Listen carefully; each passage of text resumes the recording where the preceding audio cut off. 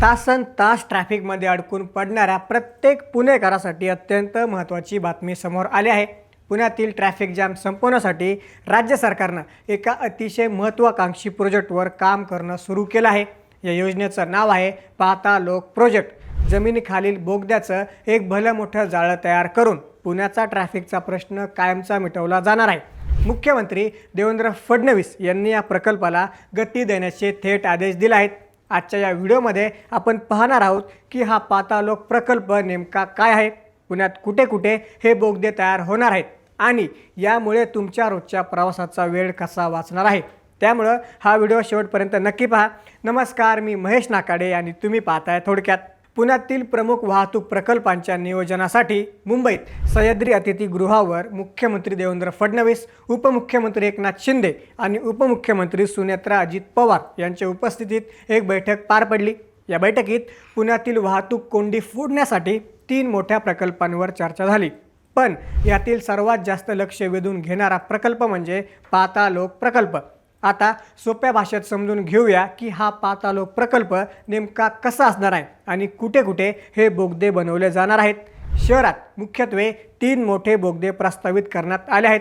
भोसरी ते उंडरी आणि नवीन विमानतळ हा या प्रकल्पातील सर्वात मोठा बोगदा असणार आहे। याची एकूण लांबी तब्बल 36 किलोमीटर असेल, ज्यातील 10 किलोमीटरचा भाग एलिव्हेटेड म्हणजेच उड्डाण पुलासारखा असेल।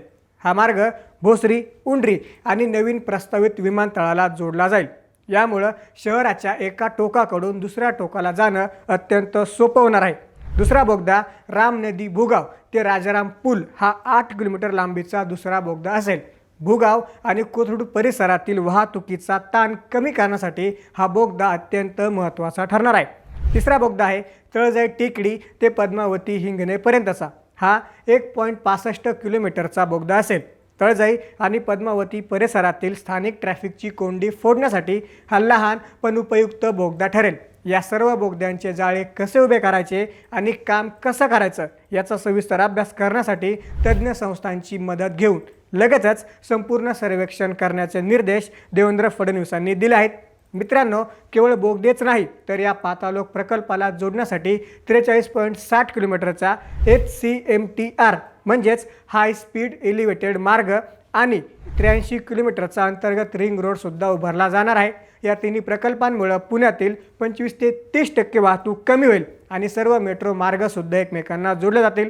जर हे प्रकल्प वेळेत पूर्ण झाले तर येत्या काही वर्षात पुण्यातील ट्रॅफिकचा चेहरामोहरा पूर्णपणे बदलून जाईल आणि पुणेकरांचा प्रवासातील मौल्यवान वेळ वाचेल। पुण्यात जमिनीखालून बोगदे तयार करून ट्रॅफिकची समस्या खरोखरच सुटेल का, असं तुम्हाला वाटतं का?